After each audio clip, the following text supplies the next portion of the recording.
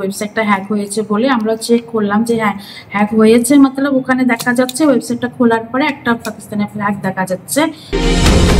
আলিপুরদুয়ারের পাক পতাকা। জেলা পরিষদের ওয়েবসাইটে গিয়ে টেন্ডার বিভাগ খুললেই ভেসে উঠছে পাকিস্তানের পতাকা।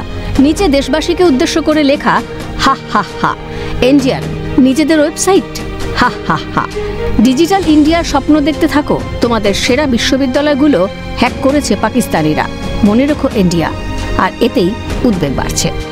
ওয়েবসাইটটা হ্যাক হয়েছে বলে আমরা চেক করলাম যে হ্যাঁ হ্যাক হয়েছে, মতলব ওখানে দেখা যাচ্ছে ওয়েবসাইটটা খোলার পরে একটা পাকিস্তানের ফ্ল্যাগ দেখা যাচ্ছে, কিছু লেখাও রয়েছে।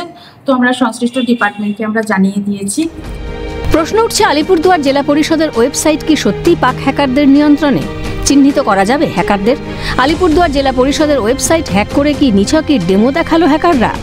যেখান থেকে পোস্টটা হয়েছে সেই আইপি অ্যাড্রেসটা যদি আমরা পাই এবং সেই আইপি অ্যাড্রেসটা অ্যানালিসিস করে যদি না টর বা ডার্ক ওয়েব ব্যবহার করে বা অন্য কোনো ভিপিএন স্ট্রং ব্যবহার করে যেখানে আইপি পাওয়া খুব মুশকিল, আদারওয়াইজ যদি কোনো নোভিস ক্রিমিনাল হয় বা অত হয়তো এখনো টেক সেভি মানে ধরতে পারিনি টেকনোলজি, তাদের ক্ষেত্রে আমরা আইপিটা ধরতে পারবো। তবে এই ধরনের ক্রাইমের ক্ষেত্রে জেনারেলি এরা টর বা ডার্ক ওয়েব বা এই ধরনের জিনিস ব্যবহার করে।